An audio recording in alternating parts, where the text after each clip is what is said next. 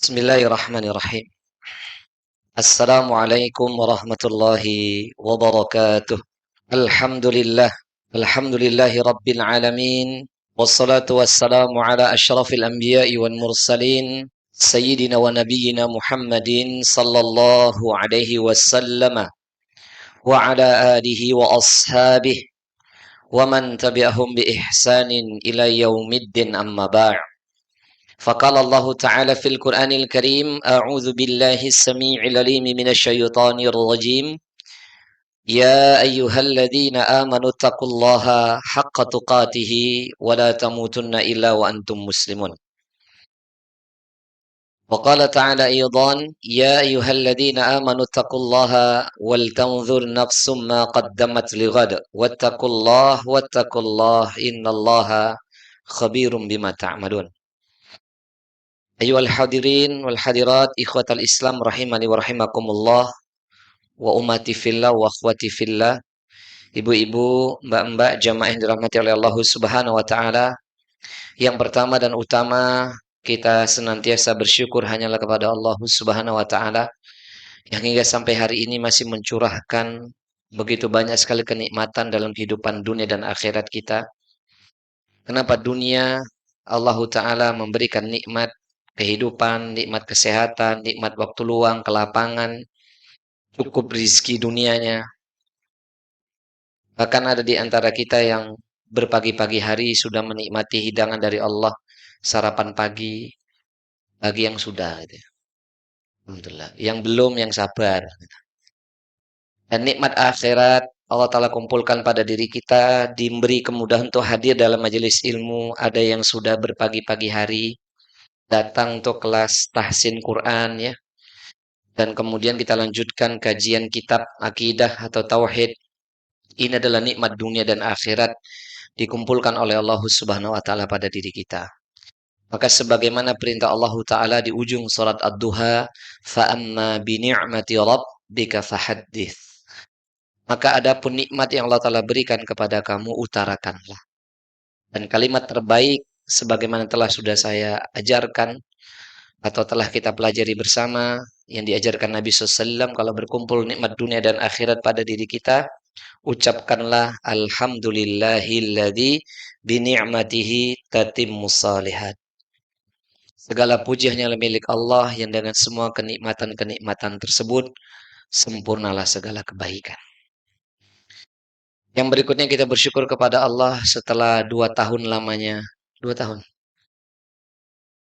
2 tahun rasanya ya Bu ya. 2 tahun itu bagi yang di KIS ya, kecuali yang datang kemarin di Telgos, di mana? Di Az-Zahra ya. Rasanya lama gitu. Alhamdulillah akhirnya kita masih diberi kesempatan melanjutkan kembali kajian pembahasan tauhid atau akidah Ahlus Sunnati wal Jamaah. Semoga apa yang telah kita usahakan, ketaatan yang kita usahakan dicatat oleh Allah Ta'ala sebagai jihad kita di jalannya, sebagai ikhtiar kita untuk mendapatkan rahmat dan ampunan Allah. Semoga usaha kita ini semua diterima oleh Allah Ta'ala hingga kita semua kelak diwafatkan dalam keadaan syahid atau husnul khatimah. Amin Allahumma amin. Yang berikutnya selawat beserta salam tercurahkan kepada qudwah hasanah kita habibina wa syafi'ina wa nabiyina Muhammad sallallahu alaihi wasallam. Kita berharap hanya kepada Allah semoga lisan ini senantiasa basah berselawat kepadanya. Dan harusnya memang kita ibu-ibu mengevaluasi diri. Kita ini sangat sedikit selawatnya kepada Nabi. Betul apa tidak? Karena bukti cinta yang sederhana kan orang yang dicintai disebut-sebut namanya. Nyatanya kita ini jarang menyebut nama Nabi. Katanya mencintai sunnah, apalah abrek-abrek. Tapi lisannya aja jarang berselawat kepada Nabi. Maka ini pengingat buat diri kami pribadi dan Anda sekalian. Perbanyaklah salawat kepada Nabi Muhammad SAW dalam semua kondisi. Dalam semua kondisi kecuali di waktu-waktu yang diharam, di tempat-tempat yang diharamkan, di waktu yang diharamkan. Di tempat diharamkan, misalnya dalam kamar mandi kan nggak boleh sholawat. Nggak boleh. Ya. Di tempat-tempat yang diharamkan di kamar mandi nggak boleh. Itu jelas. Ya. Di waktu yang di kondisi yang diharamkan, yakni ketika kita berbicara dengan orang tua kita, ketika seorang istri berbicara dengan suami, ketika kita berbicara dengan anak-anak, dengan keluarga, seorang murid berbicara dengan guru. Gak boleh ini sambil sholawat. Ngobrol tapi Allahumma sholli ala Muhammad. Itu nggak boleh. Ya, itu yang di kondisi yang diharamkan itu nggak boleh. Karena bukan pada tempatnya. Selain itu, diusahakan kita banyak sholawat. Kemudian yang kedua, semoga hati ini senantiasa merindu berjumpa dengan Nabi SAW. Apalagi ini nih, berapa orang di antara kita yang hatinya merindu berjumpa dengan Nabi SAW? Rata-rata di antara kita rindunya sama Nabi itu fata morgana, rodok palsu. Loh iya coba, bagi Eyang T misalnya, kalau pergi kemana-mana atau lagi di rumah, kangennya sama putune kan? Betul nggak? Lebih kangen putune pada suaminya, nggih. Bagi suaminya sudah tidak ada, lebih kangen putune, anaknya sekalah. Mbak maju aja, Bu. Maju. Bu, ya. Oh, kalau kecuali yang sepuh boleh bersandar. Yang merasa muda, monggo maju. Monggo sini. Di sini nggak boleh ya, nutupin ya. Monggo ini maju aja kalau. Baik, nggak apa-apa wis. Kayaknya merasa tua jadi bersandar semua. Tersinggung ini. Ya, kita ini kadang katanya bukan, kadang kan sering sekali hati ini tuh nggak kangen jumpa sama Nabi. Jujur aja lah. Kalau jenengan lagi kangen sama pasangan jenengan, kan kepengen ketemu buatan. Nah nih, kangen sama anaknya. Betul apa enggak? Misalnya seorang suami gitu ya. Kadang-kadang ya, ya banyak suami itu lebih kangen sama anaknya pada istrinya. Ya toh, kok iya Bu, kok ngerti? Suaminya terus terang toh. Iya itu kadang-kadang demikian tuh, seringnya demikian tuh. Ndak suami, ndak istri, ndak bapak, ndak ibu. Itu lebih kangen sama anaknya, lebih kangen dengan keluarganya, dengan Nabi. Berarti cinta kita sama Nabi gimana ini? Ya rodok palsu lah sudah. Ya toh, harusnya hati kita ini lebih kangen sama Kanjeng Nabi. Melebihi kerinduan kita dibandingkan manusia yang lain harusnya. Dan saya menyampaikan ini, saya berharap agar Allah Ta'ala menjadikan kerinduan yang terbesar pada diri saya berjumpa dengan Allah di surganya dan ingin berjumpa yang kedua dengan baginda Nabi Muhammad sallallahu alaihi wasallam. Serta yang ketiga, sembari selawat kepada Nabi bukan hanya merindu hatinya, kita juga memohon kepada Allah semoga Allah Ta'ala izinkan, Allah Ta'ala ridhoi jasad ini dilelahkan untuk mengamalkan sunnah-sunnahnya. Hingga kita semua kelak nanti diakui sebagai umat Nabi Muhammad SAW, dikumpulkan dengan beliau, duduk dekat dengan beliau di surga Firdaus tanpa hisab dan tanpa adab. Amin Allahumma amin. Baik Ibu yang dimuliakan oleh Allah, kita lanjutkan kembali pembahasan kitab Syarhu Salasatil Usul atau Syarhu Al-Usuli Salasah, Al-Usuli Salasah, penjelasan kitab Al-Usuli Salasah, tiga landasan utama atau tiga pertanyaan di alam kubur beserta jawabannya yang ditulis Fadilatul Syekh Al-Alamah Salih ya, Muhammad bin Shalih Al-Utsaimin rahimahullahu taala dan ulama-ulama yang lain. Sebelum kita lanjutkan pembahasan kita hari ini, yakni berkenan tentang a'dhamu manaha, yakni kita akan membahas tentang a'dhamu ma amarallahu bih.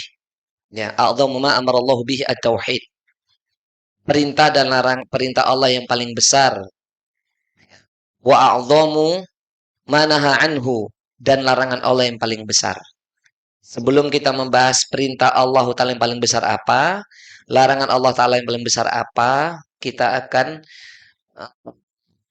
membuka dengan satu ayat Allah Ta'ala terlebih dahulu. Walaupun mungkin kami pernah menyinggung ayat ini dalam kajian kita. Dan ayat ini isinya adalah kabar gembira, basyiron dari Allah Subhanahu wa taala kepada kita.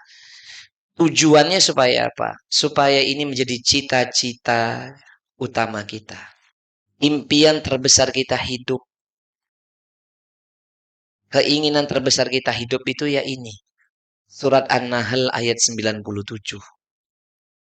Itu saran saya ya. Kalau boleh seorang guru, saya guru apa ketua kelompok belajar?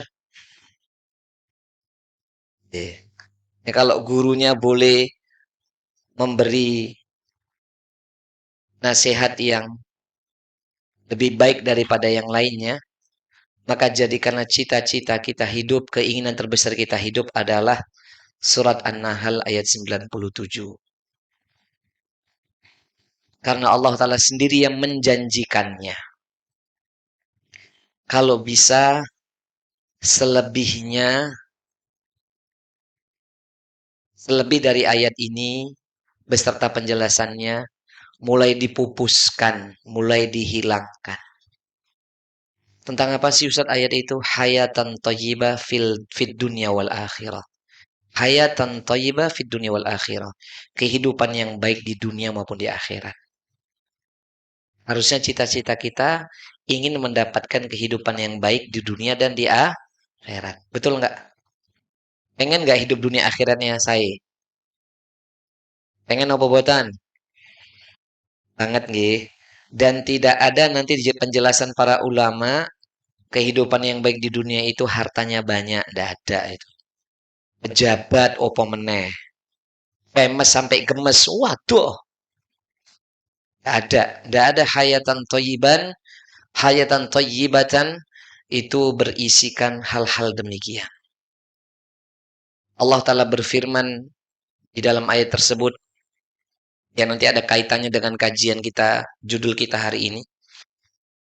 Allah berfirman, a'udzu billahi minasyaitonir rajim. Man 'amila shalihan min dzakarin aw untha wa huwa mu'min. Wa huwa mu'minun falanuhyiyannahu hayatan thayyibah wa lanajziyannahum ajrahum bi ahsani ma kanu ya'malun. Betul? Betul ya, kalau salah tolong dikritisi. Betul nggih? Allah berkata apa itu dalam firman-Nya? Man amila salihan, siapa saja atau barang siapa yang beramal salih min dzakarin aw untha, baik dia laki-laki atau perempuan, wa huwa mu'min, dan dia beriman. Kalau dalam bahasa sederhananya, siapa saja yang laki-laki yang beriman, siapa saja dari laki-laki yang beriman, perempuan yang beriman, yang kemudian dia beramal salih. Jadi laki-laki yang beriman, perempuan beriman beramal salih. Apa janjinya Allah? Falanuhyiyannahu. Maka niscaya kami akan berikan kepadanya hayatan thayyibah, kehidupan yang baik. Jadi syaratnya beriman dan beramal saleh. Dan itu sedang kita upayakan dan kita niatkan sampai kita wafat nanti. Amin Allahumma amin. Seandainya ibu-ibu kita hanya bersandar kepada amal soleh kita menuntut ilmu saja, setelah ibu-ibu menjaga tauhid gitu nggih, menjaga sholat 5 waktu, kan ngaten kata Kanjeng Nabi. Ngaten nggih? Menjaga puasa Ramadannya, menjaga kehormatan dirinya, mendapatkan ridho suami, pasti akan dipanggil dari semua pintu surga yang dimau. Betul nggak? Silakan masuk pintu surga manapun yang kau mau. Kan begitu? Tapi kira-kira gampil apa buatan buat ibu-ibu? Ngaku nggih Bu, alhamdulillah. Lebih apik ngaku daripada gampil. Wampil ngono. Pilnya kuwi kuwi pede ngono gampil. Tapi saya doakan, mudah-mudahan dengan kita ini berikhtiar di sini aja nih nuntut ilmu. Mudah-mudahan setelah 5 poin tadi dan kita menuntut ilmu, Bu, amal ini aja. Mungkin ibu bukan ahli sholat malam, bukan ahli puasa, bukan ahli sodako. Ngaten nggih, Bu? Bukan ahlul Quran, tapi ingin menjadi seorang tulabul ilm, penuntut ilmu sampai meninggal dunia. Bisa jadi kita termasuk syarat tadi. Laki-laki, perempuan yang beriman dan beramal soleh. Amin Allahumma. Maka niscaya kami akan berikan kepadanya kehidupan yang baik. Apa kehidupan yang baik yang pertama? Ziyadatul iman. Tambahan iman. Watta'ah. Yang kedua, tambah taat. Jadi yang Allah Ta'ala janjikan, poin pertama dan kedua adalah tambahan keimanan dan ketaatan. Bisa nggak kita nih membeli iman dan taat dengan dunia ini? Bisa nggak kita membeli dengan harta kekayaan kita? Bisa nggak? Nggak bisa, ibu-ibu. Iman dan taat ini itu kan hasil dari ilmu yang dimiliki seorang hamba. Paham nggak maksud saya? Iman itu akan bertambah, taat itu akan bertambah kalau ada ilmu yang Allah Ta'ala beri. Paham? Jadi kalau kita ini mau tambah iman dan taatnya, berarti sama dengan Allah Ta'ala kasih ilmu sama dia. Paham ya, Bu? Nyuwun pangapunten. Ini disadari atau tidak, tapi ibu nggak boleh rumongso ini usaha kita sepenuhnya nggih, nggak boleh. Yakni apa? Untuk ibu bisa hadir di hari Sabtu pagi begini, ini kan bukan sesuatu yang mudah, Bu, untuk seorang perempuan. Untuk seorang ibu apalagi yang betul nggak? Harus izin suaminya, urusan rumah itu udah selesai, betul nggak, Bu? Dia tahu dari sebelum subuh sudah nata-nata, habis subuh nata, keselnya pas ngaji. Bernikungan, tuh, dia kan nggak mudah, Bu. Betul nggak, Bu? Iya, kalau ada, maaf kalau ada asisten rumah tangganya sih rada ringan gitu ya. Ya, kan nggak gampang Ibu bisa hadir pagi begini. Kalau bukan Allah Ta'ala yang tolong, betul nggak? Kita nggak boleh pede itu karena kemampuan kita, karena usaha kita tuh nggak boleh gitu. Ampun nganten nggih. Betul ya bahasa Jawanya nggih. Boten pareng. Betul, leres nggih, Bu. Ya, oke. Senyum. Makanya ibu yang dimuliakan oleh Allah, tambahan iman dan taat ini itu hayatan thayyibah. Yang ketiga, kasratu torikul khair. Allah akan memperbanyak pada dirinya jalan-jalan kebaikan. Allah akan siapkan begitu banyak jalan-jalan kebaikan. Itu hayatan thayyibah. Bahasa sederhananya, amal solihnya seorang hamba di antara kita telah Allah siapkan. Jadi bangun, buka mata sampai menutup mata, itu amal solihnya telah ditata sama Allah menunggu dirinya. Kalau kita kan baru mencari-cari. Kalau orang yang kehidupannya sudah baik, itu thariqul khairnya katsir. Jalan-jalan kebaikannya banyak. Amal solihnya itu Allah Ta'ala hadirkan pada dirinya. Itu hayatan thayyibah, Bu. Bu, kan nyun pangapunten coba dinalar. Gimana? Coba dinalar, Ibu. Kita nggak berbicara 24 jam ya. Kalau kita tidur rata-rata berapa jam sih semalam? Kakean, Bu, 8. Kaget saya 8 jam. Wakeh kuwi. Banyak loh tuh. Itu oh iya, tapi masa 8 jam, Bu? Habis tidur jam 8, 9, 10, 11, 12, 1, 2, 3, 4. Lah sholat malam misalkan set ya Allah, malam malam siangnya dihitung barang. La haula wala quwata. Lah terus bagaimana orang yang nggak bisa tidur siang? Iya kan tidak semua orang tidur siang kayak maaf ya. Misalnya suami panjenengan yang kerjanya itu dari pagi sampai maghrib. Tidurnya kapan? Koyok saya ini pergi pagi nanti pulang malam. Tidurnya kapan, Bu? Misalkan contoh. Itu yang bagi ada selo. Nek saya selonya kapan? Nanti habis dari sini ke Salatiga. Ya, habis dari sini ke Salatiga kali Irsyad. Setelah itu nanti pergi lagi ngajar, nanti balik lagi ke Semarang. Masya Allah, tabaraka rahman. Kayak gitu. Paham Ibu maksud saya? 8 jam sak siangnya barang 10 jam. Apalagi semakin sepuh biasanya tidurnya makin kurang. Betul. Apa makin nambah yang ti? Dalam tergantung orangnya itu jawaban yang bijaksana itu. Karena setahu saya kayak ayah saya itu ya sudah menjelang 70 itu semakin sepuh tuh tidurnya makin dikit. Oh, dia berbaring tapi nggak bisa tidur gitu loh. Paham maksudnya? Tidur tuh lelap Bukan kayak model kayak kita kan pelor kalau kita nih kan. Tapi memang benar Joma. Itu pelor tuh nikmat luar biasa. Ada orang yang tidur tuh angel. Nek lihat jenengan ki pelor kabeh gitu. Bukan ngenyak itu nikmat. Loh, saya termasuk pelor, tidur ler langsung. Loh, betul nggak? Nikmat nggak? Ada orang sugembel gedu niku kudu minum obat bisa tidur, Bu. Betul nggak? Ada jamaah itu ke tanah suci itu 9 jam, 10 jam di pesawat nggak bisa tidur. Rekoso. Nek saya, bismillah, turu enak. Bangunnya 2 kali makan. Itu nikmat. Kembali lagi. Apa mau? 8 jam. La haula wala ya sudah 10 jam, guys. Anggap 8 jam. Berarti tersisa berapa? 24 jam kurang 8. Ada tuh orang kembali lagi ya. Ada orang yang Allah Ta'ala jadikan 16 jam waktu dia sadar kebaikan terus yang dia lakukan. Masya Allah. Itu namanya hayatan thayyibah. Dan bagi ibu-ibu tuh peluangnya lebih besar daripada bapak-bapak. Bagi ibu yang di rumah itu peluangnya lebih besar. Kecuali nontonnya incret terus. Dangdutan lah wis, drakor wis udah nah. Itu bukan kebaikan. Lanjut. Ribon Bu. Itu hayatan thayyibah. Paham? Yang keempat, hayatan thayyibah itu apa?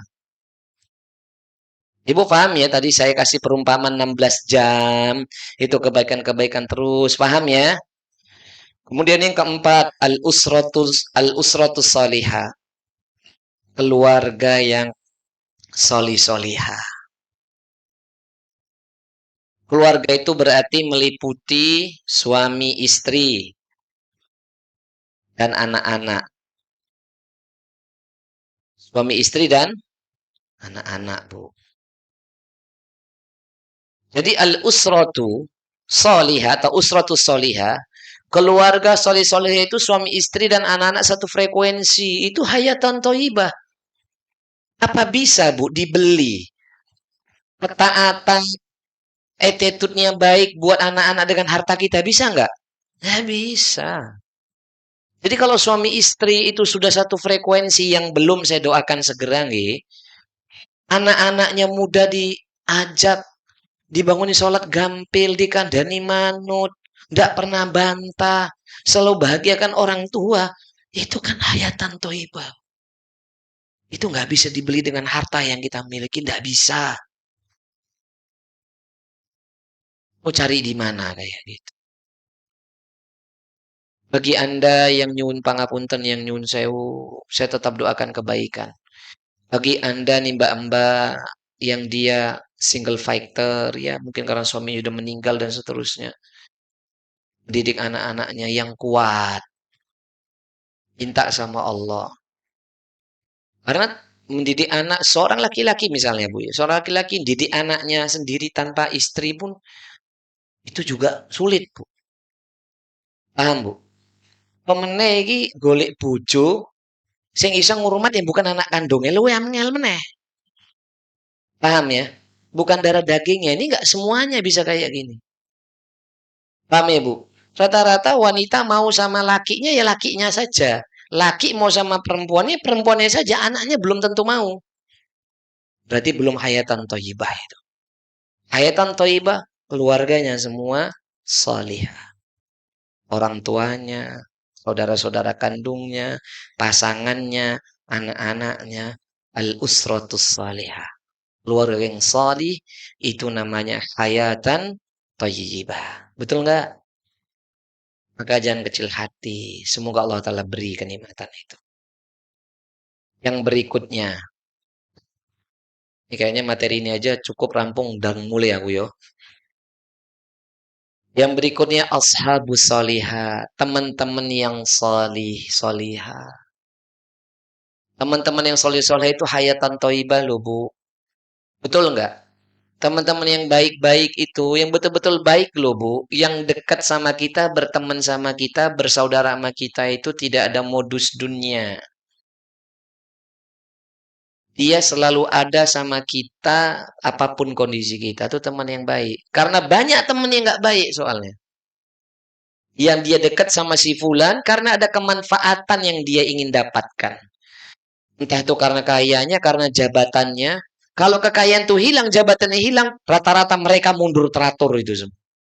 Unggah-ungguhnya karena pejabat tok, karena wong suge. Kalau kan pejabatnya selesai, luweh, ngono tuh.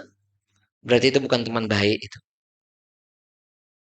Makanya saya berharap murid-murid saya di sini itu nggak boleh berteman modus-modus kayak gitu tuh. Itu bukan menjadi teman yang baik itu dunia dan akhirat. Teman saya ngape, saudaranya temennya susah, mau miskin, mau kaya, mau bahagia, mau terhempit, tetap kue boloku, kue saudaraku sampai akhirat. Itu yang benar. Bukankah Nabi mengatakan al-mar'u ala dini khalilih. Seseorang itu bersama agama teman dekatnya. Makanya ketika panjenengan semua dikumpulkan di KIS ini teman yang baik harusnya. Bukan teman di kajian, juga teman yang betul-betul bisa memberikan kebahagiaan, ketenangan. Saking tenangnya ngantuk turu ngono. Lanjut, Bu. Lanjut apa? Ngantuk turu. Oh, materi. Betul nggak teman yang soleh-soleh ini, lingkungan yang soleh-soleh ini hayatan toyibah nggak? Iya. Bukan, maaf, dah sudah saya ingatkan. Teman yang baik itu bukan karena hartanya yang banyak, anak pejabat. Enggak. Walaupun tidak semua orang kaya demikian. Ya, Bu ya. Paham ini? Paham? Yang keberapa sekarang?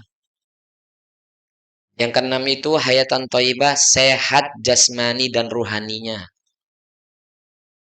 Sehat jasmani apa? Dijauhkan dari penyakit-penyakit yang melemahkan kondisi kita. Jadi kalaupun Allah Ta'ala kasih sakit, cukup masuk angin, batuk, dikeriin, mari. Amin Allahumma. Lu iya bener tuh, Bu. Lalu sahabatan. Ibu, ya mudah-mudahan sehat terus sampai kita wafat. Amin Allahumma amin. Tapi yang namanya masuk angin itu pasti nggih. Apa meneh, oh, kipas anginan terus, embung ngono. Nangannya enggak itu, paham maksud saya ya. Sakitnya bukan sakit yang melemahkan semua kondisi. Juga orang yang sehat rohaninya, minimal tiga tuh sehat rohaninya. Yakni apa? Ndak ono serik sama wong liyane. Berarti kalau orang yang punya serik sama wong liyane, rohaninya sakit nggak itu? Sakit. Yang kedua, gimana? Malah guyu. Rohani yang sakit juga itu apa itu?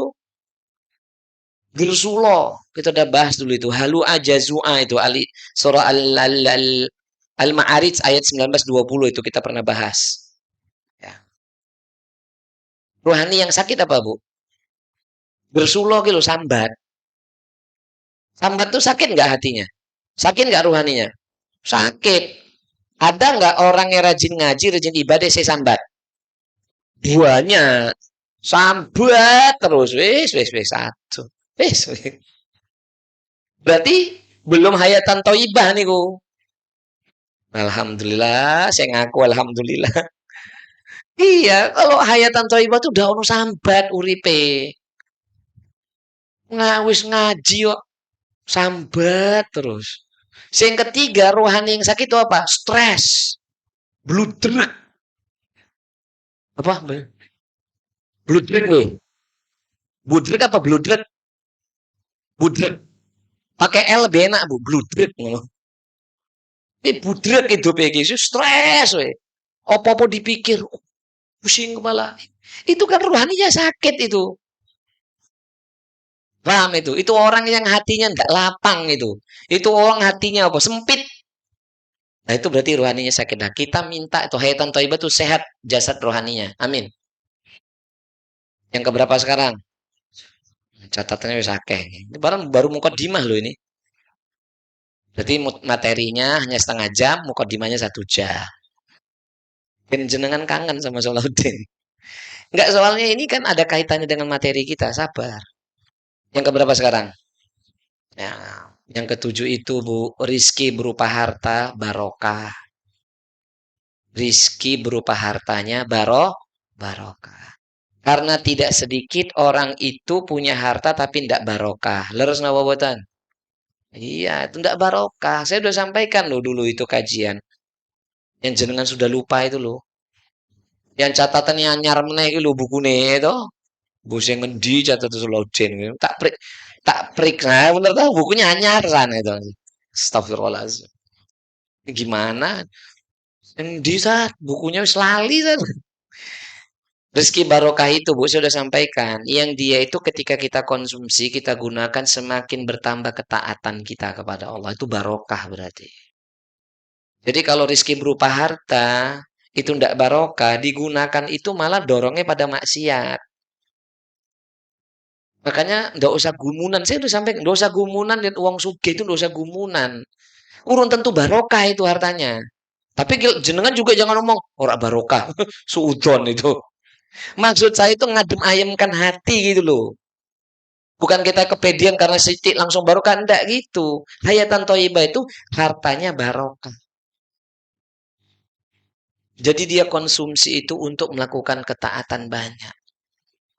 Dan ciri-ciri nggak barokah, harta itu punya harta beli barang nggak digunakan, muspro itu berarti nggak barokah itu.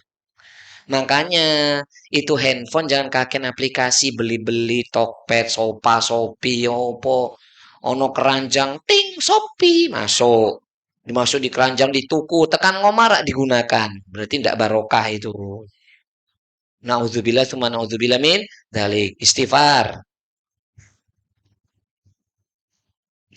Lah iya. Makanya ojok kalau jenengan duitnya akeh, amin ya Rob.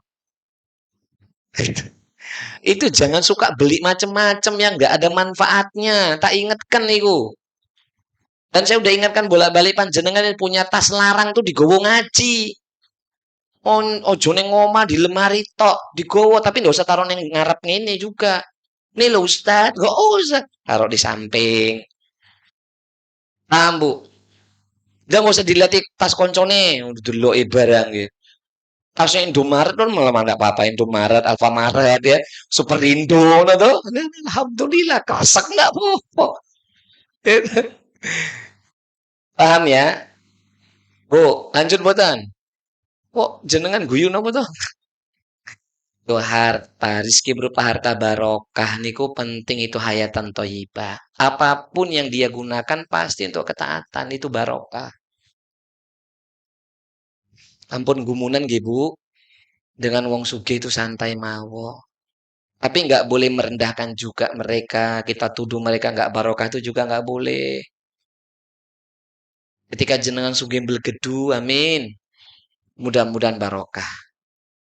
Tapi tak ingatkan sesone tambah sugih, ojo lali sama ustate. Maksudnya ngaji maksudnya. Tetap datang ngaji. Dan saya udah ingatkan, kalau sendengan sudah suge, sudah mulai ngatur ustadznya, tak tinggal. Nggak boleh ustadz diatur-atur itu. Saya udah katakan itu ya, belajar adab. Nggak boleh. Jangan mau ngatur saya dengan harta jenengan misalnya, tak tinggal. Cari guru liane aja. Berarti Anda itu menjual atau menggadaikan iman saya itu. Tak mau saya. Kalau udah ada tanda-tanda ngatur, ya, you and me, wassalamualaikum. Paham ini? Ya, jangan ya kalau sudah suge tak ingatkan ya. Tetap glosor. Tuh ingat itu. Glosor ton glosor. Down to earth. Tetap merunduk saja. Nggak usah, sugue, tak atur, tak tinggal gue. Paham ini? Ya. Jaga juga bu, guru-gurunya itu dijaga. Siapapun guru jenengan tuh ndak boleh jenengan beli dengan harta jenengan. Jenengan dosa lu. Buat guru jadi nggak ikhlas. Ya, paham bu? Ini saya ngomong ini memberier diri saya sendiri ini. Kalau udah ada tanda-tanda begitu, ya maaf saya izin aja. Paham ya? Jenengan sudah mau ngaji datang duduk di sini gitu. Ini udah seneng saya itu. Jenengan mau dengar walaupun sambil ngantuk, lebih seneng meneh. Umumnya turu beda tinggal mulai kan, lebih seneng.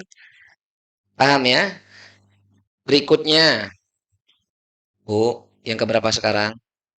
Nah, ini sebenarnya banyak poin saya sampaikan wolu aja, 8 aja. Yang kedelapan itu hayatan toibah di dunia apa? Wafat dalam keadaan husnul khotimah. Itu hayatan thayyibah, Bu. Tidak ada hayatan thayyibah kecuali yang terakhir itu wafat dalam keadaan husnul khotimah. Sekarang saya mau tanya nih, khususnya buat para eyangti yang seusia ibu saya di sini. Eyangti, sekarang apa yang dicari toh eyangti? Hidup kan kepengen husnul khotimah toh eyangti? Mbak-mbak juga sami toh? Ya udah, nggak usah mikir yang macem-macem, udah batasin hal-hal yang nggak manfaat. Ngaten nggih? Udah itu yang kita cari. Itu yang kita kejar. Baru nanti janji Allah walana jaziyannahum ajrahum bi ahsani ma kanu ya'malun. Dan niscaya kami akan berikan kepada mereka berupa pahala yang sangat baik. Balasan yang sangat baik. Apa tuh balasan yang sangat baik? Masuk surga tanpa hisab, tanpa azab. Amin Allahumma bima kanu ya'malun. Dengan apa yang kita upayakan selama hidup. Itu hayatan thayyibah, Bu. Hayatan thayyibah di akhirat, masuk surga tanpa hisab, tanpa azab. Udah itu yang sering saya doakan dari awal ngaji sampai hari ini. Bu, nah, yang mau kita bahas di situ kan kalimatnya apa? Man amila amalan, man amila solihan min dzakarin au untha wa huwa mu'min. Lah kalimat ini loh yang mau kita kupas.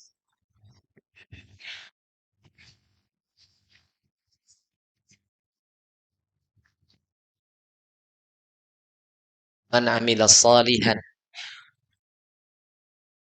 Ini enggak tulisannya. Coba dilihat ayatnya tadi. Betul. Man amila solihan. Benar. Coba dibuka dong ayatnya dong. Betul nggak sih? Betul. Kalau salah kan boleh dikritisi. Betul kan? Nah, yang mau saya bahas itu, man amila solihan ini, dan barang siapa yang beramal solih, itulah nanti dibagi kepada dua poin. Perintah Allah yang paling agung.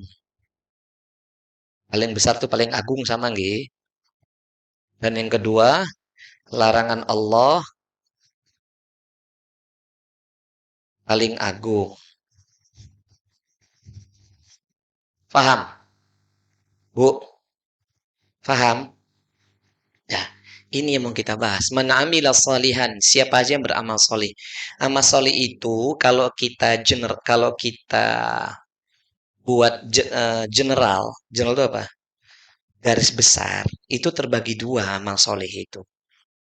Perintah Allah yang paling agung kita kerjakan, larangan Allah yang paling agung yang kita hindari. Itu namanya amal solih. Faham? Faham, Bu? Apa ini nanti kita kupas. Nah, kita baca tulisannya Syekh Muhammad At-Tamimi. Beliau berkata, wa a'dhamu ma qala mu'alif rahimahullahu taala wa a'dhamu ma amara Allah bihi at-tauhidu wa huwa ifradullahi bil ibadah. Jadi dan perintah Allah apa saja perintah. Jadi dan perintah Allah yang paling agung adalah tauhid. Jadi perintah Allah yang paling agung itu tauhid.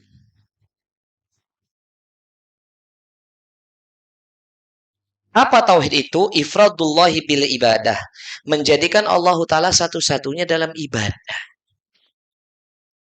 Apa bu tauhid itu? Menjadikan Allah Ta'ala satu-satunya dalam ibadah.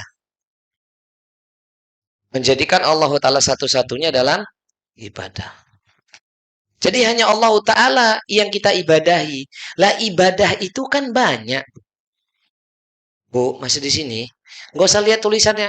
Nanti aja nulis aja itu.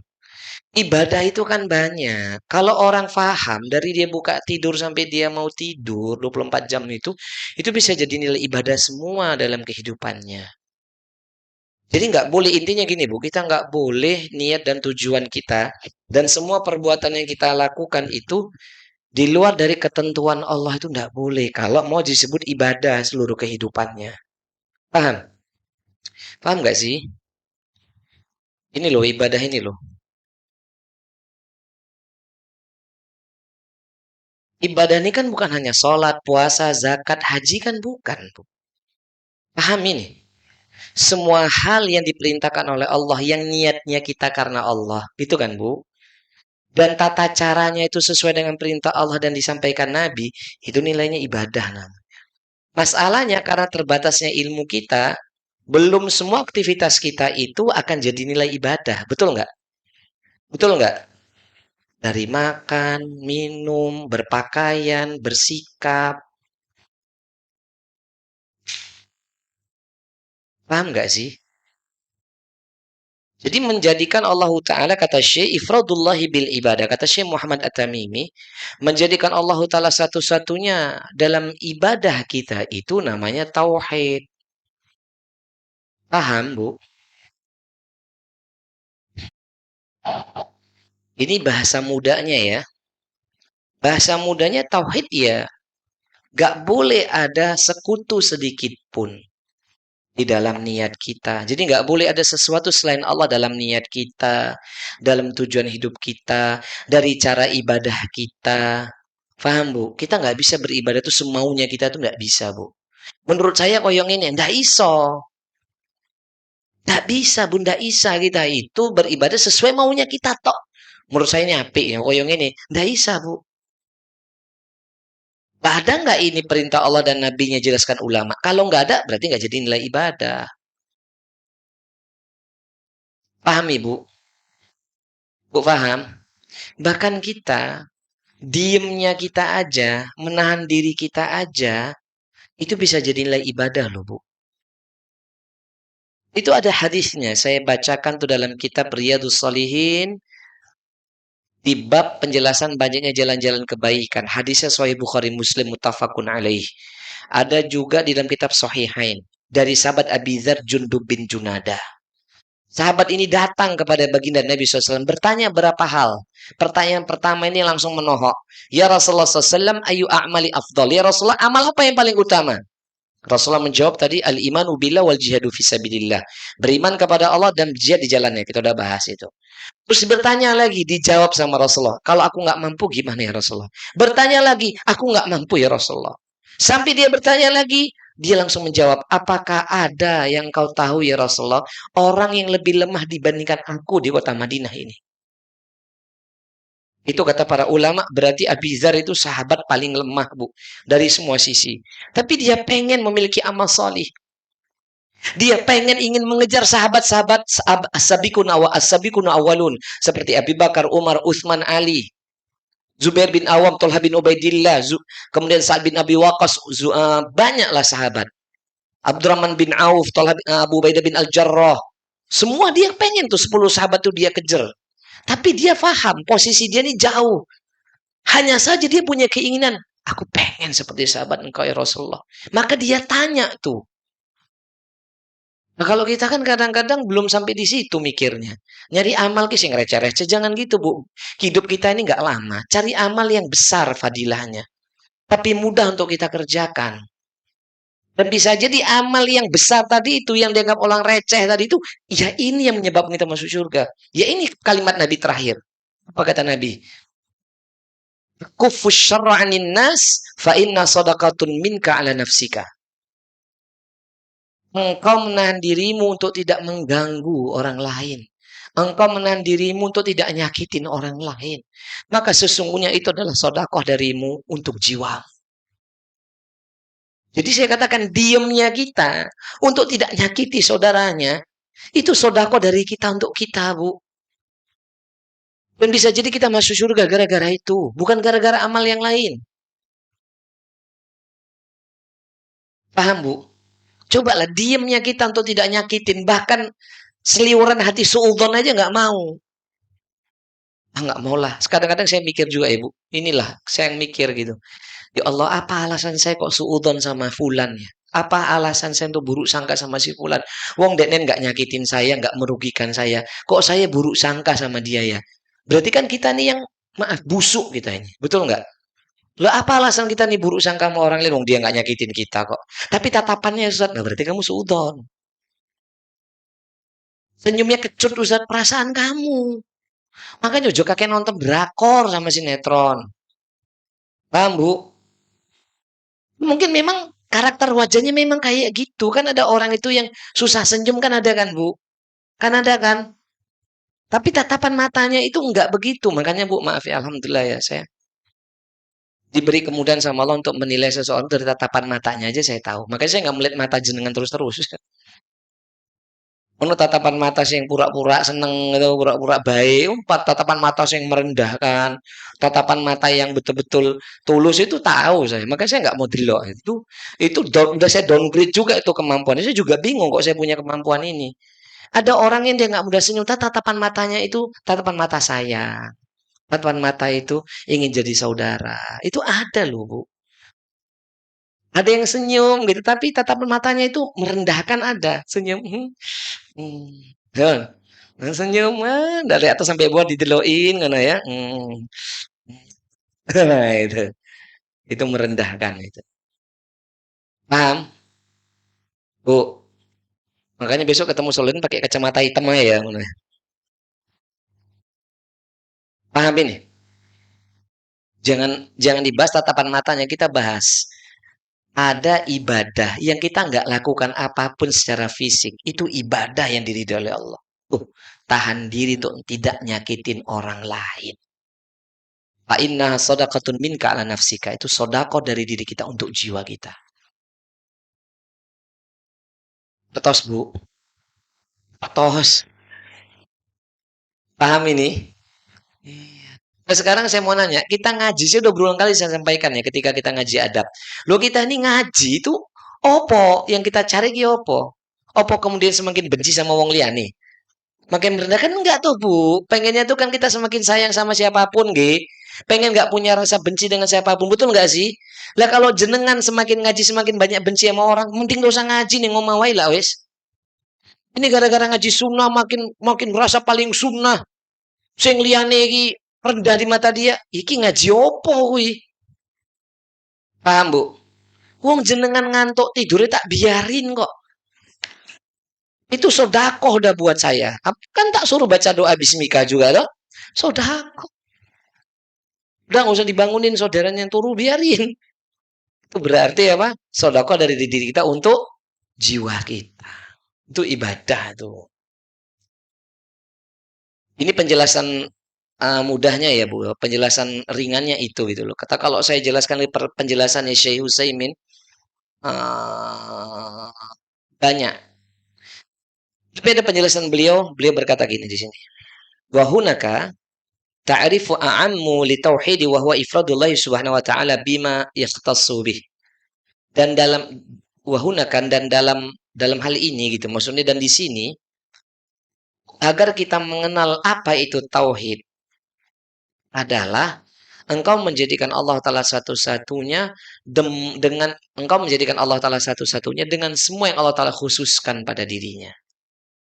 Jadi bahasa yang lainnya ya Bu, tauhid itu adalah ifradullah subhanahu wa ta'ala bima yakhtassu bih. Menjadikan Allah Ta'ala satu-satunya dengan semua kekhususan yang Allah Ta'ala miliki. Bu, apa Bu? Menjadikan Allah Ta'ala satu-satunya dengan semua kekhususan yang Allah Ta'ala miliki. Yang kekhususan dengannya. Jadi semua hal ini kita khususkan buat siapa? Allah kan punya kekhususan. Dan semua Bu yang Allah Ta'ala berikan buat kita. Kita terima. Untuk supaya apa? Kita makin cinta sama Allah gitu loh Bu. Contoh ya. Saya dapat rezeki pagi hari ini. Minuman nih begini. Ini saya minum. Saya minum ya. Bismillah. Contoh sekaligus. Belum minum dari tadi Bu. Misalnya saya minum ini. Ini kan, alhamdulillah, ini kan pemberian Allah, betul nggak sih? Harus dengan kita nih menerima rezeki Allah ini kan rezeki dari Allah, kekhususan dari Allah nggak? Kekhususan dari Allah nggak buat hambanya? Ibu kan nggak dikasih kayak yang saya miliki, betul nggak? Yang saya ini coba nih gelas, itu kan betul isinya. Jenengan contoh, ini kan berarti khusus dari Allah buat saya, nggih? Hakikatnya wasilahnya tuan rumah, paham? Lah, kekhususan dari Allah Ta'ala ini kita terima dengan kecintaan dan rasa yang mendalam untuk supaya tambah cinta kita sama Allah gitu loh. Supaya tambah taat. Jadi jangan sampai pemberian Allah itu menjadikan kita makin gak taat, itu jangan sampai gitu. Itu bahasa gampilnya. Paham? Bu, kasih yang meriki botan. Nyangkep frekuensi kok sudah nggak nyambung ini. Ngantuk tah? Masih di sini ya? Saatnya tok ngono. Paham ya Bu? Kemudian saya ringkas lagi nih, karena kalau penjelasan ini kan pembahasan tauhid rububiyah, uluhiyah, semua sifat kan sudah dulu ya. Sudah yang catatan jenengan enggak? Entah kemana itu loh. Ya. Kemudian wa a'dhamu ma naha anhu asyirk. Dan apa perintah dan apa larangan Allah yang paling agung? Larangan Allah yang paling agung ya syirik. Apa Bu? Syirik. Larangan Allah yang paling agung adalah syirik. Apa itu syirik, Bu? Ya, menjadikan apa namanya ini ada tandingan selain Allah. Apa itu syirik kata Syekh? Wa huwa da'watu ghairihi ma'ahu wad dalilu qauluhu ta'ala. Syirik itu adalah engkau meminta dakwah itu engkau meminta menyeru bersama Allah ada yang lainnya. Apa namanya, Bu? Meminta menyeru beribadah bersama Allah ada yang lainnya. Paham? Paham ya maknanya ya? Berarti menyeru meminta beribadah bersama Allah ada yang lainnya.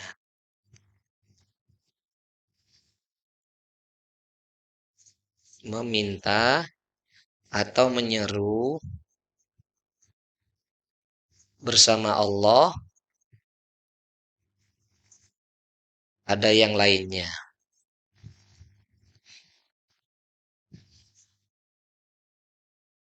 Iya kan maksudnya gitu kan? Maksudnya berarti di dalam hatinya itu 50-50 gitu loh. 50 buat Allah, 50 buat selain Allah. Wah, musibah. Dalam hal yang sederhana misalnya, hatinya itu berharap kepada dua. 50% itu kepada Allah, 50% kepada makhluk. Itu aja udah nggak boleh. Coba. Itu namanya syirik, Bu. Sedalam itu loh, Bu. Makanya udah saya katakan, jangan terlalu berharap sama makhluk. Berharap menyeru, Bu. Meminta atau menyeru. Tulisannya elek tuh, Bu.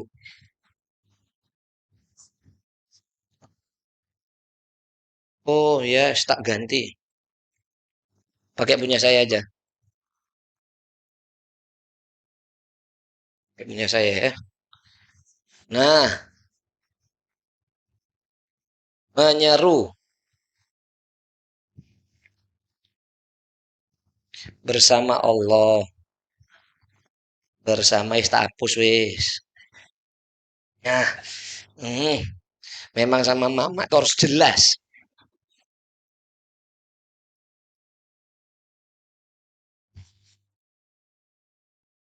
Ada yang lain. Besaran ini. Terlalu besar. Nah,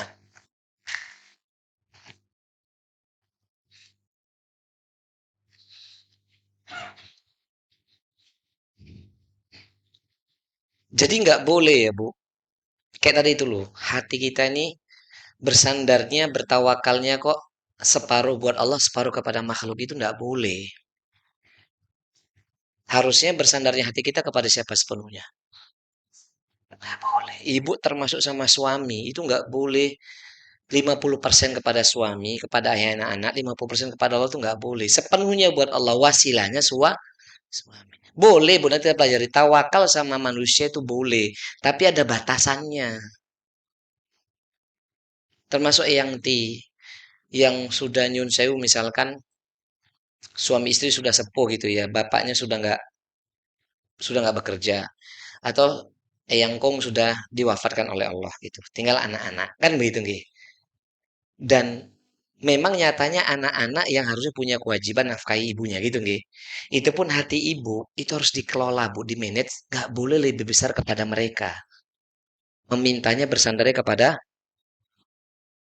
Itu loh. Tapi kalau ibu bersandarnya penuh sama anak, mesti ibu nanti kecewa. Padahal anak sudah memberikan yang terbaik. Tapi karena standarnya ibu itu beda. Namanya anak kadang-kadang itu nggak paham dengan dimaksud kita. Itu banyak kecewanya nanti ibu. Paham nggak maksud saya? Sadar buatan gini, gini. No. Paham ya maksud saya ya? Bukan kita nggak boleh berharap sama anak, boleh. Tapi semakin besar, ibu berarti tauhidnya bermasalah itu. Berarti kita selama ini pamrih sama anak-anak kita. Kan nggak ikhlas berarti. Kita kan berharap, Bu. Ya gini aja deh kan sederhana. Yang ngasih rizki kita siapa sih? Itu kalau semakin ibu tawakalnya kepada Allah, bersandarnya kepada Allah. Contoh misal ya, saya yang sederhana. Semakin besar kita bersandar sama Allah. Nanti anak-anak kita tuh royoan, Bu, berbakti sama kita. Tapi kalau ibu nggak segitu, nanti anak-anak itu menjauh pelan-pelan. Apalagi seorang ayah, seorang ibu banyak tuntutan sama anaknya. Semakin mundur teratur tuh anak-anak. Tapi kalau ibu semakin legowo hatinya, bersandar hanya kepada Allah, yakin Allah akan jadikan anak-anak kita tuh royoan itu berbakti sama kita. Saya ingatkan buat Anda itu. Paham? Senyum. Kok sabot mikir langsung. Oh iya ya bener ya. Itu jangan sebatas dipikir. Jangan hanya dipikir, mumut nanti mikir. Berdoa. Ampuni hamba ya Allah. Jadikan hatinya hanya bersandar kepada Engkau, berharap kepada Engkau ya Allah. Nanti anak-anak royoan. Bahkan yang nggak dikira-kira, tuh anak mantu rasa anak kandung. Bukan berarti mengkerdilkan anak kandung kita ya. Ada loh Bu anak mantu tuh sayangnya melebihi kayak anak kandung. Itu mungkin karena tawakalnya kita itu enggak kepada makhluk. Dan nggak mungkin ibu berucap, wah kue ki kalah sama iparmu. Wih, astagfirullahaladzim. Masa nih ini adik iparmu atau kakak iparmu lebih sayang dari sama ibu daripada kamu, kamu anak kandung. Nggak benar itu. Berarti itu pamrih ucapan itu. Ya gimana anaknya mau sayang sama jenengan, wong kita hatinya kayak gitu sama dia. Paham, Bu? Yo, istighfar yang kayak gitu. Berlah, tuh. Rungokke. Loh ini kan contoh sederhana, Bu. Kita syirik itu dosa yang jauh-jauh. Berarti kan kita menduakan Allah itu. Bukan kemudian ibu langsung, oh ini kafir. Enggak gitu maksudnya. Berarti kan kita enggak ikhlas. Kan syirik kecil itu masuknya. Paham ibu ya? Itu maksudnya syirkul asgor. Ibu bersandar kepada makhluk lebih besar itu syirik kecil, memang. Tapi semakin ibu bersandar sama dia lebih banyak, lalu lisannya malah meminta, bahkan menyembahnya lah, itu baru jadi syirik besar. Yang saya katakan tadi itu kan syirik kecil, tapi menyakitkan. Dosanya tetap besar, anaknya semakin tidak ngurusin, karena terlalu pamrih kita sama anak-anak. Itu ampun, Ge, Bu.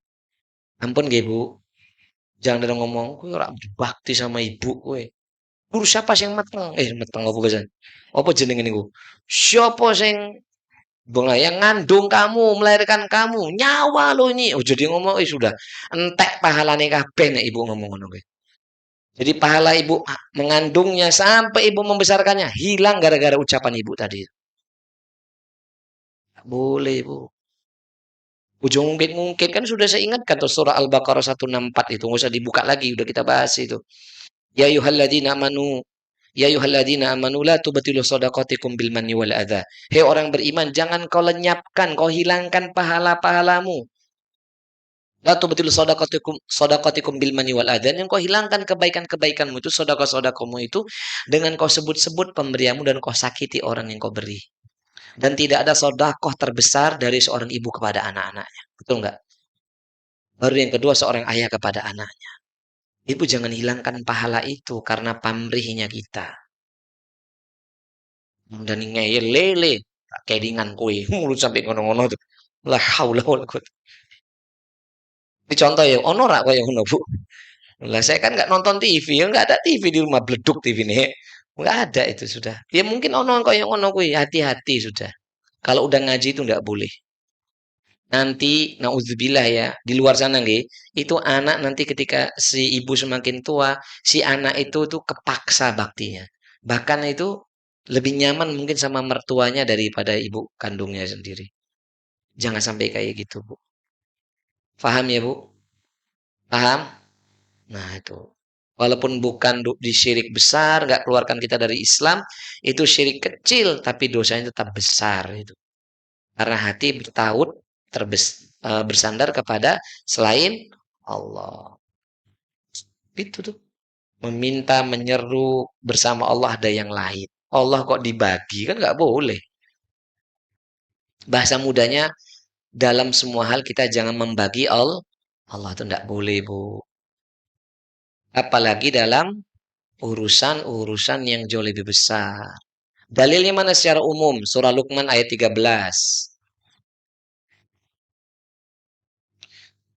Bu, kalau yang tadi, kalau yang nyun sewu, kalau yang masalah tauhid kan dalilnya dulu pernah kita kupas dulu tuh. Jadi masalah tauhid, tauhid itu loh Bu, yang sebelah sana. Itu dalilnya, dalil umum aja kita ambil ya. Surah yang sana dulu, yang tauhid dulu itu. Kita ambil dalil dalil secara umum aja. Dalam surah Al-Fatihah ayat kelima tuh. Iyyaka na'budu wa iyyaka nasta'in. Iyyaka na'budu, hanya kepada Engkau ya Allah kami beribadah, menyembah, meminta, memohon. Wa iyyaka nasta'in, dan hanya kepada Engkau ya Allah kami memohon pertolongan. Itu dalil tentang apa? Tauhid. Paham ya? Itu secara umum. Syirik, dalilnya juga bisa tadi Al-Fatihah ayat 6 boleh. Tapi kita nggak guna itu. Ayat 5 ya, Al-Fatihah ayat 5 tadi nggih. Kita gunakan misal tadi surah Luqman ayat berapa? 13. Itu kan ucapannya Luqman kepada putranya. Ya bunayya la tusyrik billah. Inna syirka la zulmun azim. Ibu masih di sini? Paham? Tenang Bu, 15 menit lagi saya mulai kok. Tak terasa udah hampir 1 jam setengah ini. Ya. Apa kata Allah Ibu? Inna syirka la zulmun azim. Sesungguhnya kesyirikan itu benar-benar kezaliman yang sangat besar. Jadi kenapa kemudian syirik ini larangan Allah yang paling agung? Karena Allah sendiri yang katakan syirik itu betul-betul kezaliman yang sangat besar. Maka wajar larangan Allah paling besar adalah syirik. Paham? Dalil berikutnya, banyak dalilnya ini. Misalnya kita ambil aja, ini dalilnya banyak ya. Saya ambil beberapa aja lah. Ya.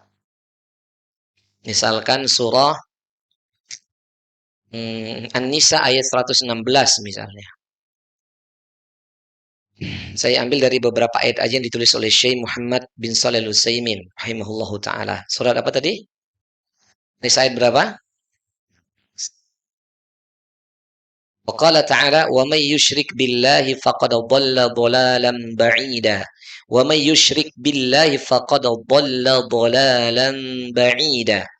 Dan siapa saja, barang siapa yang mempersekutukan Allah dengannya. Barang siapa yang mempersekutukan Allah, meminta kepada selain Allah, menyeru kepada selain Allah, bersandar kepada selain Allah, dan segala-galanya kepada selain Allah, faqad dhalla dhalalan ba'ida, maka sungguh dia telah tersesat dengan tersesat yang sangat jauh. Kesesatannya sangat ba'idan, sangat jauh. Bahkan Allah Ta'ala janjikan apa Ibu? Allah akan mengharamkan surga dan pasti menghalalkan neraka buatnya. Repot lagi sudah. Tapi bukan syirik kecil ya, syirik besar ya Bu. Yang diharamkan surga dan masuk neraka syirik besar. Dan kita nggak boleh gampang mengatakan orang berbuat syirik besar. Itu nggak gampang loh Bu. Kalau kita sebagai penuntut ilmu, Ibu nggak boleh bilang tuh ahli syirik. Itu nggak boleh Ibu ya. Ibu ngaji sama Solodin bukan kayak gitu. Kita nggak bilang, kita nggak mengatakan orang yang ziarah kubur tuh syirik. Itu nggak boleh Ibu. Paham ya? Kalau ngaji sama Solodin nggak boleh.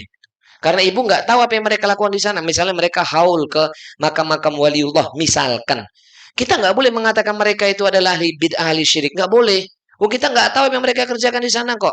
Kalau mereka cuma datang ke sana cuma ziarah, assalamualaikum ya ahla diyar, dan mengamalkan sesuai madhab mereka, ya kita nggak boleh bilang mereka syirik. Kecuali kalau jenengan lihat, jenengan tahu, mereka minta-minta misalkan. Misalkan dia jaluk, misalnya sunan, misalnya apa ya, wali, gua bedeng misalnya. Wali gua opo misalnya. Jaluk barokahmu misalnya gitu, misalkan gitu ya. Atau minta supaya kau mengampuni dosa. Itu kan beda hal. Tapi kalau mereka di sana hanya datang mendoakan misalkan, lalu kita katakan syirik. Dosa besar kita nih nuduh orang syirik. Paham ya? Kita ngaji bukan ingin memasukkan kaum muslimin ke dalam nerakanya Allah, apalagi mengeluarkan mereka dari keislaman. Bukan itu metode kita ngaji, Bu. Bahkan yang belum Islam kita tarik dalam Islam. Kan begitu. Bukan mengeluarkan yang sudah di sini. Paham ya, Bu? Bukan mengeluarkan yang sudah Islam, harusnya mengislamkan yang di luar gitu loh maksud saya. Tapi kalau salah kita katakan salah. Paham Ibu maksud saya? Dan kalaupun misalnya kiainya ada yang salah, apakah jamaahnya ngerti kalau kiainya salah? Namanya orang awam, oh, Bu. Kadang-kadang orang awam tuh tinggal, amin. Amin. Kan nggak ngerti deh, Nen. Paham? Langsung gitu, syirik kabeh. Kan nggak boleh gitu, Bu. Paham ya? Ibu nggak boleh loh ngaji itu gampang-gampang nyalahkan orang itu kayak gitu. Salahuddin nggak redo tuh jadi murid saya itu. Mungkin kita nggak ngerti, paham? Ya, tapi yang dimaksud ayat ini haram surga, halal neraka jelas-jelas terbukti dengan ilmiah dia pelaku syirik besar. Maka Allah Taala katakan, "Innahu may yusyrik billahi faqad harramallahu alaihi jannata wa ma'wahun nar wa ma lidh-dhalimin min ansor." Sesungguhnya siapa saja yang mempersekutukan Allah, siapa saja yang mempersekutukan Allah, maka sungguh Allah akan haramkan atasnya surga. Surat apa tadi? An-Nisa ayat 116. Al-Maidah ayat 72. Tadi saya bilang surat apa tadi? An-Nisa tadi itu kan yang pertama. Yang An-Nisa 116. Sekarang Al-Maidah ayat 72. Jadi maklumi toh Bu, Ustadz kan lagi semangat. Lihat jenengan ngantuk kan tambah semangat saya. Berapa Bu? Al-Maidah ayat 72. Sesungguhnya siapa saja yang mempersekutukan Allah, maka sungguh Allah akan mengharapkan atasnya surga dan menghalalkan atau tempatnya itu pasti wa malil zalimina min ansar, dan tidak ada bagi orang yang berbuat zalim tersebut. Tadi zalim apa, Bu? Zalim tadi apa, Bu, di sini? Coba Ibu buka. Wa malil zalimin, dan tidak ada bagi orang yang zalim tersebut. Zalim itu apa tadi? Kembali Lukman tadi loh. Bu, zalim tadi surah Lukman apa? Berbuat zalim yang paling besar apa? Syirik. Dan tidak ada bagi orang yang berbuat zalim, berarti berbuat kesyirikan, min ansor, penolong sedikit pun. Ancamannya itu besar, Bu. Wong nyuwun sewu nggih, perkataan ulama, Bu, ulama ahli tafsir dan ulama ahli sunnah, iblis itu belum pernah mempersekutukan Allah dengan siapapun. Iblis saja itu nanti ada itu. Kan sudah pernah jelaskan khutbahnya iblis di neraka itu dulu yang pernah saya jelaskan. Iblis saja nggak pernah berbuat syirik kepada Allah. Nggak pernah menjadikan ada sesembahan selain itu, enggak. Loh iki kita menungso iki lho. Kok iso? Wong kan saya udah cerita sama ibu yang ibu lupa itu loh, Bu. Di ujung surat Sad, surat Al-A'raf, iblis sudah dilaknat sama Allah, sudah dibilang kafir, dibilang rojim, terkutuk, dilaknat sama Allah. Bahkan nanti akan kekal di neraka jahanam. Itu saja masih minta sama Allah setelahnya. Dikasih sama Allah itu. Berarti kan secara zahir itu iblis nggak ada hatinya tergantung kepada selain Allah. Ini wong gitu. Orang tahu masuk surga. Belum pernah tahu masuk surga. Paham? Kok bisa hatinya dirinya meminta kepada selain Allah? Berarti kan lebih apa ini? Lebih parah dibandingkan iblis. Bukan saya bilang iblis lebih baik daripada kita. Enggak. Iblis itu sudah parah sudah. Sudah kafir, terlaknat, rojim, terkutuk, pening rokok. Tapi dia nggak pernah bersekutu kepada Allah. Ini menungso gitu si Jigi gitu. Contoh Fir'aun. Ya makanya iblis kan guyu-guyu. Terus no, terus no, terus no. Oh terus bagus kowe. Iblis kok. Paham Bu? Bu, paham di sini? Jadi gak worth it banget itu loh. Makanya larangan Allah terbesar itu adalah syirik. Bahkan janji Nabi Shallallahu Alaihi Wasallam atau misalnya kita tambah lagi lah surat An-Nisa 48 misalnya. Allah nggak akan ampuni itu dosa syirik kecuali syirik pasti Allah Taala ampuni. Di atas izin dosa syirik nggak ada ampunnya wis. Semua dosa pasti Allah Ta'ala ampuni. Bagi yang Allah Ta'ala kendaki. Allah berfirman apa dalam surat An-Nisa ayat 48? Innallaha la yaghfiru ayyushraka bihi wa yaghfiru ma duna dzalika liman yasha. Innallaha sesungguhnya Allah la yaghfiru tidak akan mengampuni ayyushraka bihi jikalau Allah dipersekutukan dengan sesuatu yang lain. Allah kita duakan dengan yang lain. Wa yaghfiru ma duna dzalika liman yasha. Namun Allah dan Allah akan mengampuni dosa selain syirik bagi siapa yang dikehendaki. Jadi ibu jangan putus asa, nggak boleh merasa kecil hati. Walaupun kita nih busuk bu ya, banyak dosanya. Leres napa buatan? Kita nih banyak dosanya, selain syirik pokoknya. Insya Allah Allah Ta'ala akan ampuni kita. Gak usah kecil hati. Tapi juga ojo kemaki. Oh, saya pasti diampuni. Wah, kepedean. Tetap kita berharap kepada Allah. Pasti Allah Ta'ala ampuni dengan kita semakin delosor gitu loh. Faham maksudnya Bu ya? Dan hadis Nabi SAW, ini terakhir, yang diriwayatkan oleh Imam Bukhari dalam kitab Tauhid, di dalam dalam kitab Tauhid, dalam Sahih Bukhari, ini riwayatnya Imam Bukhari Muslim ya Bu, dalam kitab Sahih Bukhari, di bab kitab Tauhid, di dalam Sahih Muslim kitabul Iman. Bunyi hadisnya gimana? A'dhamu dzambi anta ja'ala lillahi niddan wa huwa khalaqaka. Kata Nabi SAW, sebesar-besarnya dosa atau dosa yang paling besar kata Nabi SAW. A'dhamu dzambi. Dosa yang paling besar adalah ketika engkau menjadikan tandingan. Anta ja'alallahu niddan. Engkau menjadikan bagi Allah ada yang lain. Engkau menjadikan Allah itu ada tandingannya. Engkau menjadikan tandingan bagi Allah. Wa huwa khalaqaka. Padahal Allah lah yang menciptakan kau. Ibu paham maksud saya? Apa kata Nabi, Bu? Dosa yang paling besar atau sebesar-besarnya dosa adalah engkau menjadikan Allah ada tandingan yang lain. Atau tandingan Allah kau jadikan bagi dirinya, padahal Allah yang menciptakan kita. Wajar nggak itu dosa yang besar, Bu? Wajar nggak? Udah saya pernah kasih contoh itu loh, Bu. Dia sholat. Paham? Puasa, zakat, ngaji. Tapi pas acara hajatan, panggil pawang hujan. Mbak Rere dipanggil. Surak payu kui. Ngasih langit itu loh. Cet. Turun hujannya naik. Kan aneh itu. Genrak sumuk ono. Karena aneh gitu loh. Paham maksud saya? Dia sholat, ngaji ke tanah suci. Tapi jalurnya kepada menungso yang dirinya aja kalau sakit nggak bisa menyembuhkan dirinya kok. Paham Ibu? Bu, paham? Ini hal yang sederhana. Apa meneh nentukan nyun sewu yang kalau udah dulu pernah dikerjakan. Semoga dengan istighfar dan tobat kita dan mohon ampun kepada Allah. Semoga diampuni dosa orang tua kita. Amin. Misalkan dulu menikah pakai wetonan kau yang ngono kuwi. Ini masalah niku. Masa manusia bisa menentukan tanggal baik, tanggal buruk orang sih? Gimana sih? Wong dia yang diminta tolong aja belum tentu hidupnya lu apik pada kita, oh Bu. Betul nggak? Paham? Udah selesai kajian kita. Udah 10:30. Gak terasa kok. Itu perintah dan larangan Allah yang paling besar. Perintah terbesar tauhid, larangan paling besar adalah syirik. Semoga Allah Ta'ala mengampuni dosa-dosa kita dan seluruh kaum muslimin.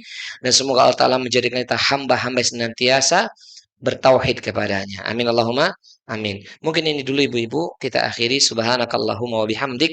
Ashhadu an la ilaha illa anta. Astaghfirullah wa atubu ilaik. Wa sallallahu ala nabiyina Muhammad. Walhamdulillah rabbil alamin. Wal akhir. Wassalamualaikum warahmatullahi wabarakatuh.